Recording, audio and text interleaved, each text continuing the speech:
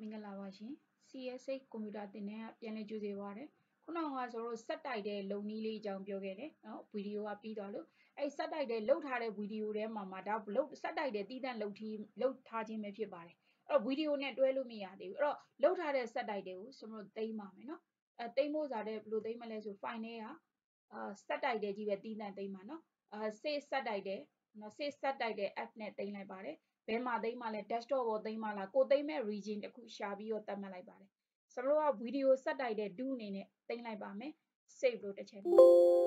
။ဒါဆိုခုနကကျွန်မသိမ်းထားတာဖြစ်တဲ့နာမည် do နေတို့လာကြရင်မှ yes ကိုတစ်ချက်နေလိုက်။ဒါဆက်တိုက်တဲ့သိမ်းပြီးသားဖြစ်တာကြီး။အဲ့တော့သိမ်းပြီးသားနဲ့ဗီဒီယိုနဲ့တွဲဖို့စားအတွက်နောက်ထပ် software တစ်ခုလိုပါတယ်နော်။နောက်ထပ် software တစ်ခုလိုပါတယ်။နောက်ထပ် software တစ်ခုကကျွန်တော်နောက်ထပ် software တစ်ခုကိုရှာပြပါမယ်နော်။အဲ့တော့ Google ထဲကိုဝင်လိုက်ပါထုံးစံတိုင်း w3.google.com software တစ်ခုရှာပြမယ်။ဒါရှာရင်တဲ့သူအဖို့ဒါမှမဟုတ်အလွယ်ပေါ့နော်ဒီဗီဒီယိုရဲ့အောက်မှာdownload အလွယ်တကူချမဲ့ link လေးပါတစ်ခါတည်းထည့်ပေးထားပါမယ်နော်။လိုအပ်တဲ့လူများအောက်မှာ download ရယူနိုင်ပါတယ်နော်။ဒါမှမဟုတ် Google ကနေရှာမယ်ဆိုလဲ HandBrake လို့ခေါ်ပါတယ်။ HAND BRAKE brake HandBrake software ဖြစ်ပါတယ်နော်။ free download for HandBrake software ဆိုပြီးဝင်လိုက်ပါ။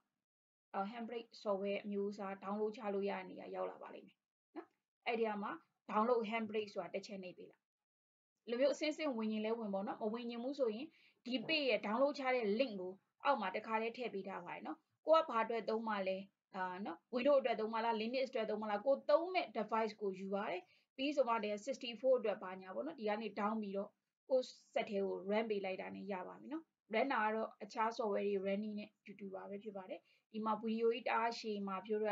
်တဲ့အတွက်ဆရာမ down ပြီးသားဟိုမှာ run ပြီးသား file နဲ့တင်ပေးမှာဖြစ်ပါတယ်။နော် HandBrake မရှိခဲ့သူတွေကဒီလိုယူပါတယ်။ခုနလှုပ်ထားတဲ့ဆက်တိုက်တဲ့ဟိုမှာဒါကို encode လုပ်တယ်လို့ခေါ်တာပေါ့နော်။ encode လုပ်တယ် encode လုပ်လို့ရတဲ့ software တွေကတော့များစွာရှိတယ်။ဒီ software လေးကတော့ကျွန်မအခုသုံးနေတာဖြစ်တဲ့အတွက်အဆင်ပြေနေလို့ဒါလေးနဲ့ပြောပြတာဖြစ်ပါတယ်။သူကဘာလုပ်တာလဲဆို opening source video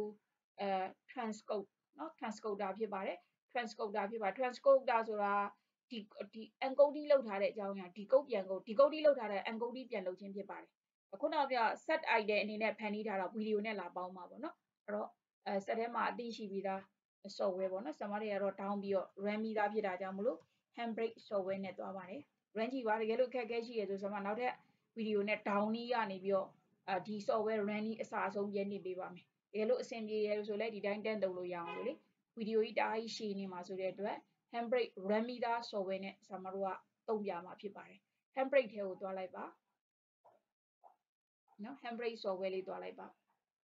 ခုနကဆက်တိုက်တဲ့လောက်တာ NG suite နဲ့လောက်တာနော်တကယ်လို့ဒီဗီဒီယိုပဲဖြတ်ကြည့်တဲ့လူအပေါ်ကကြာရှေ့မှာဆက်တိုက်တဲ့1ဆိုပြီးတင်ထားပေးပါမယ်အဲ့ဒီဗီဒီယိုကိုကြည့်ပေးပါအဲ့ဒီဗီဒီယိုရဲ့ link ကိုလည်းအခုဗီဒီယိုရဲ့အောက်မှာတခါတည်းပေါ်ပြပေးပါတယ်နော်တခါတည်းရှာရတာအဆင်ပြေအောင်လို့လေ YouTube မှာရှာရတာအဆင်ပြေအောင်လို့တင်ပေးထားပါတယ် HandBrake ကတော့နည်းနည်းလေးလေးတယ်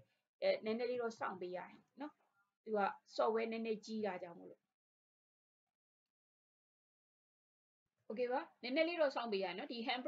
HandBrake software ကတော့နည်းနည်းလေး software လုပ်ဒီလုပ်ချင်နေနည်းနည်းလေးကြာတယ်နည်းနည်းလေးပေါ့ခဏလောက်1မိနစ်2မိနစ်လောက်တော့စောင့်ပေးလိုက်ရင်ဒီမြင်ကိုမြင်ရမှာဖြစ်ပါတယ်အဲ့တော့ဗီဒီ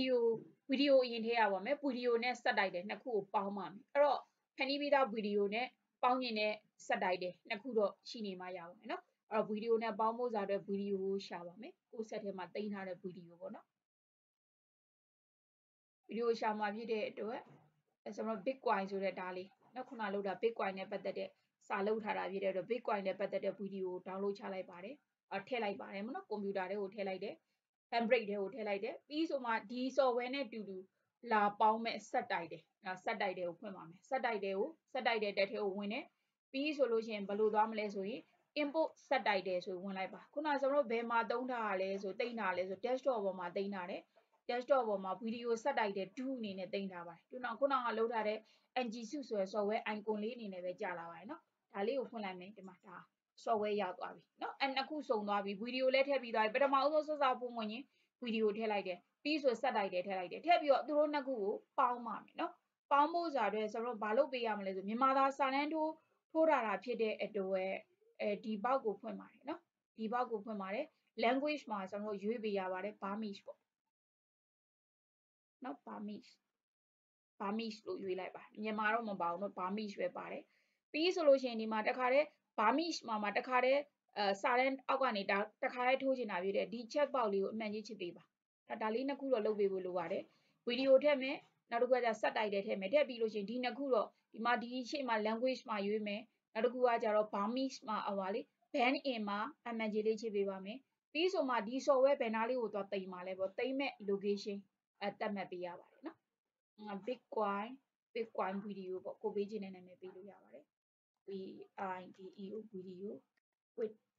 subtitle subtitle subtitle ဆိုပြီးလိုက် mp4 format နဲ့ထွက်ပါနော် save တစ်ချက်နေလိုက်ပါအဲ့စာတန်းထိုးနဲ့ကြာလာမှာဒါလေးခုနပြောတဲ့ဗီဒီယိုအရင်ထည့်မယ်ဆက်ဆောင်ကနေဦးဗီဒီယိုကိုအရင်ထည့်မယ်ပြီးဆို subtitle ကိုရွေးမယ် import subtitle နဲ့ကိုလုတ်ပြီးသားဖန်တီးပြီးသား subtitle ng စုနဲ့လုတ်ထားသော subtitle ကိုထည့်ပေးရမှာနော်ရိုးအပြင်ကနေပြီးတော့ down ထားတဲ့ subtitle ကိုဒီလိုသွားထည့်ဒါလိုက်ထည့်လို့မရပါဘူးเนาะသူက format မကိုက်ဘူးဖြစ်နေတော့လေအဲ့တော့ထည့်လိုက်မယ်ထည့်ပြီးတော့နေမှာBurmese ရွေးမယ်ပြီးဆိုရင် band in မှာ